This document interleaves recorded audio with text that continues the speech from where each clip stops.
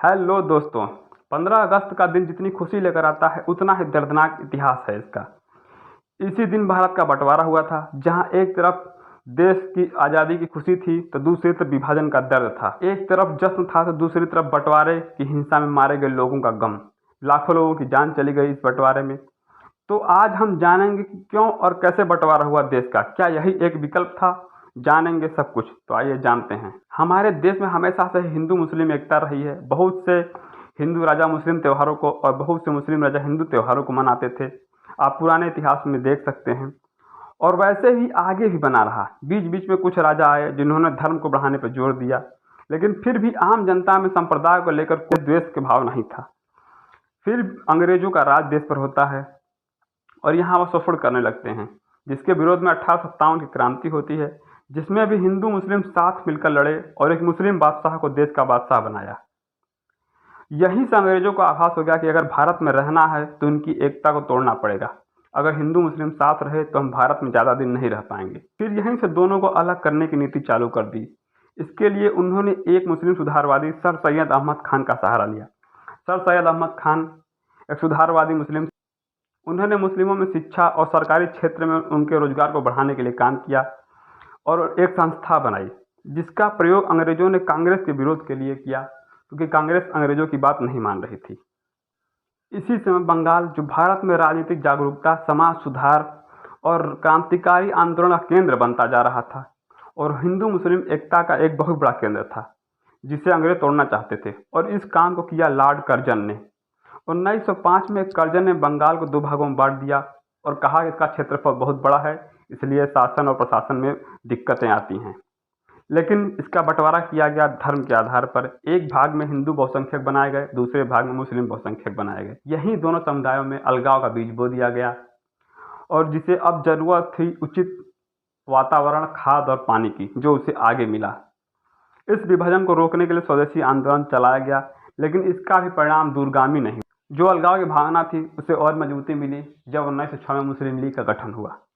तब तक अंग्रेजों ने मुसलमानों के अंदर यह बात भर दी थी कि हिंदू यहाँ जो है बहुसंख्यक हैं, जो तुमको हमेशा दबा कर रखेंगे, तुमको तुम्हारा हक नहीं देंगे, राजनीति में तुमको अधिकार नहीं देंगे। इसीलिए मुस्लिम लीग ने अलग वोटिंग की मांग की, जो मिंटो मार्ले एक्ट 1909 में उन्हें तुरंत दे दिया गया, क्योंकि अंग्रेज यही चाहते थे कि कैसे भी हिंदू मुस्लिम एकता खत्म हो जाए।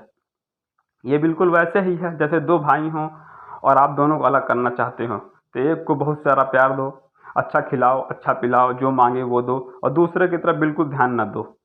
वो कुछ दिन बाद वो दोनों खुद ब खुद अलग हो जाएंगे। यही काम अंग्रेज यहाँ कर रहे थे।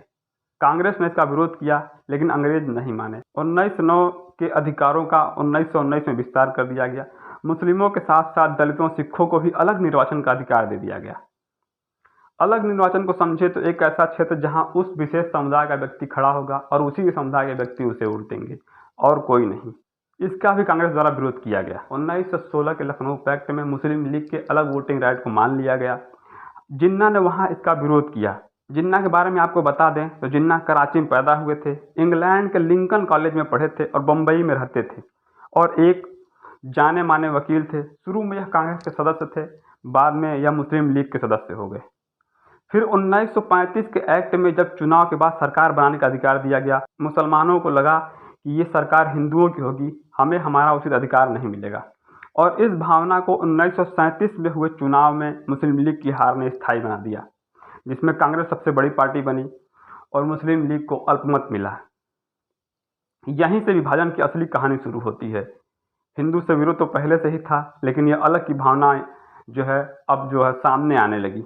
इसी बीच मुस्लिम लीग के अधिवेशन में लीग के एक नेता चौधरी रहमत अली ने मुस्लिम लोगों के लिए एक अलग देश का प्रस्ताव रखा। हालांकि पाकिस्तान नाम उन्होंने नहीं दिया, लेकिन प्रस्ताव उनके द्वारा ही लाया गया। यह घटना थी 1940 लाहौर। इसके बाद की सभी घटनाएं या सभी प्रस्ताव में लीग और जिन्ना की एक ही मांग थी, पाकिस्तान पाकिस्तान। लाहौर में 1940 के मुस्लिम लीग के सम्मेलन में जिन्ना ने साफ साफ कहा था, हिंदुओं और मुसलमानों के धर्म, विचारधाराएं, रीति रिवाज और साहित्य बिल्कुल अलग अलग हैं। एक राष्ट्र बहुमत में और दूसरा अल्पमत में, ऐसे 2 राष्ट्रों को साथ बांधकर रखने से असंतोष बढ़कर रहेगा और अंत में ऐसे राज्य की बनावट का विनाश होकर रहेगा। यह जिन्ना के कथन थे और कांग्रेस की बात करें तो कांग्रेस कभी भी मुस्लिम लीग को और मुसलमानों को संतुष्ट नहीं कर पाई कि उनके अधिकारों में कोई कमी नहीं की जाएगी, उनको उनके अधिकार दिए जाएंगे, उनको हिंदुओं से कोई खतरा नहीं है और सरकार में उनका एक सही प्रतिनिधित्व होगा।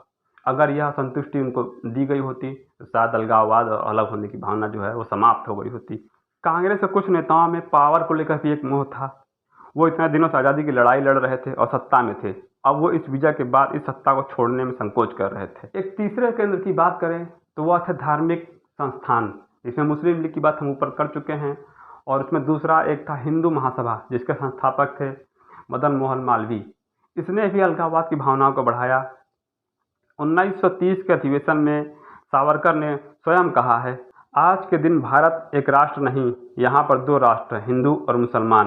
हालांकि हिंदू महासभा विभाजन का विरोध करती थी।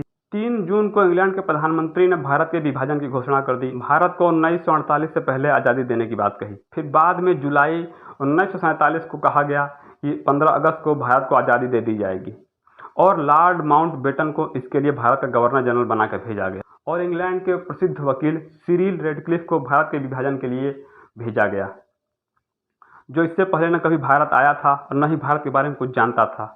और उसको बंटवारे के लिए सिर्फ 73 दिन मिले थे, जिसको पता ही नहीं था कि उसे कितने बड़े और कितने कठिन काम करने हैं। उससे 9 करोड़ लोगों की किस्मत का फैसला करना था।